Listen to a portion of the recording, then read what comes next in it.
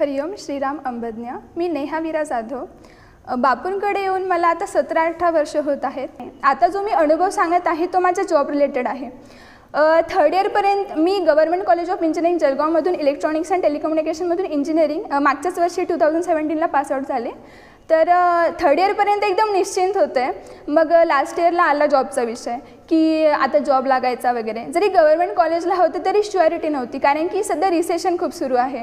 मग मधूनच घरी गेल्यावर सर्व म्हणायचे की आता जॉबचं कसं वगैरे। आजूबाजूचे आईवडिलांना तर माहिती होती की बापू आहे तो सर्व काही व्यवस्थित करणार आहे, पण मग बाहेरचे लोक जे असतात ते खूपच असं विचारत असतात, त्यामुळे खूप जास्त डिप्रेशन यायचं।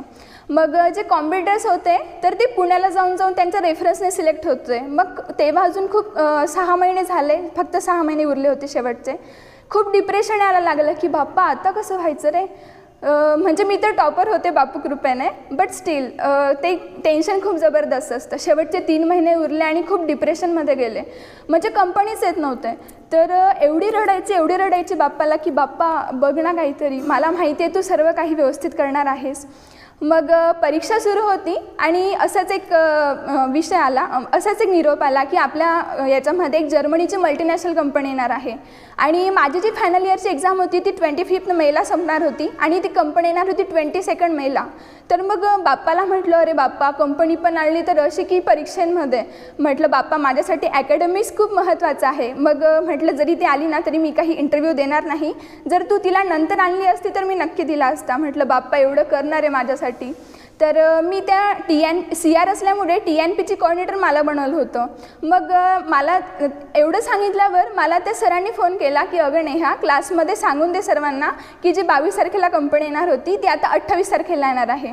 म्हणजे बघा 25 तारखेला परीक्षा संपून माझ्याकडे प्रिपरेशनला पण 2 दिवस बाप्पाने दिले होते। तरी पण थोडी भीती होतीच, कारण की इंटरव्ह्यू म्हटल्यावर थोडंफार असतंच। मग 28 मेला गेले मी तिथे इंटरव्ह्यू द्यायला। सकाळी 10:30ला इंटरव्ह्यू सुरू झाला, रात्री 8:30पर्यंत सुरू होता। सर्व काही राऊंड्स वगैरे झाले। त्यांनी जी HR होती ती मोस्ट ऑफ लोकांना सांगत होती you are selected, you are placed, पण तिने मला काही सांगितलं नव्हतं की तू प्लेस्ड आहे की नाही। मग घरी आले, म्हटलं बाप्पा हे काय रे, सर्वांना आता श्युअरिटी झाली आहे की ते प्लेस्ड आहेत आणि मला तर काही माहितीच नाही। मग त्यानंतर पुन्हा मग कॉम्प्युटर्सचे टोमणे वगैरे असे खूप होत होते। मग खूप डिप्रेशनमध्ये आले पुन्हा। मग रात्री 12 वाजता मी असंच बाप्पाची रामनाम वही लिहित होते आणि खूप रडत होते। दिवसभरचं व्हॉट्सअप ओपन नव्हतं केलं। तर 1 जूनला सकाळी मॅसेज आलेला होता जे सिलेक्ट झालेले स्टुडंट्स होते त्यांचे, आणि मी रामनाम वही लिहित रडत होते की बाप्पा माझं सिलेक्शन मला व्हायचं आहे रे इथे, कारण की ही कंपनी जर्मनीची मल्टीनॅशनल कंपनी आहे, पॅकेज पण चांगलं आहे आणि माझं करिअर इथे घडू शकतं। आणि मला नेहमीच असं आहे की मला सेल्फ इंडिपेंडंट बनायचं आहे, म्हणजे पप्पांना काहीतरी माझ्याबद्दल गर्व असला पाहिजे असं काहीतरी करायचं आहे। तर त्या दिवशी मी असंच ओपन करून बघितलं, म्हटलं 12 वाजले बघूया काहीतरी अपडेट्स आहेत का। बघितलं तर पहिलाच मॅसेज तिथे की तिथे लिस्ट होती सिलेक्टेड स्टुडंट्सची आणि त्यामध्ये माझं नाव होतं, नेहा जाधव। तर म्हणजे त्यावेळेस तर माझ्या डोळ्यातून अक्षरशः अशी थेंबच पडायला लागले की बाप्पा तू माझी विनंती ऐकलीस आणि माझ्या प्रयत्नांना यश दिलं। मग पुन्हा चिंता अशी होती की जे प्लेसमेंट मला जे जॉईनिंग होतं ते खूप लवकर देणार होते, ते म्हणजे अगदी 2 दिवसामध्ये, पण माझं जे ॲकॅडमिक्स होतं ते 13 जूनला संपणार होतं। आणि त्यामुळे मी खूप टेन्शनमध्ये आले की ॲकॅडमिक्स पण महत्त्वाचं आहे, कारण की प्रोजेक्टची ओरल बाकी होती। तर बाप्पाला एवढं सांगितल्यावर तिकडून पुन्हा सरांचा फोन आला की तुमची जॉईनिंग जी आहे ती 15 जूनला असणार आहे। म्हणजे 13 जूनला मी रिलॅक्स होऊन माझे सर्व कामं आटपून मी 14 जूनला औरंगाबादला पोहोचू शकेल आणि 15 जूनला मी माझं जॉईनिंग व्यवस्थित करू शकेल। म्हणजे हे फक्त अनिरुद्धच करू शकतो, फक्त अनिरुद्ध। आणि हा झाला माझा जॉबचा अनुभव। म्हणजे बघा ना की अक्षरशः पेपर झाल्यावर लगेच 2 दिवसात कंपनी येते, लगेच सिलेक्शन होतं आणि फक्त 1 दिवस मी घरी राहते आणि लगेच मला जॉब लागतो। हे फक्त अनिरुद्धामुळेच पॉसिबल आहे।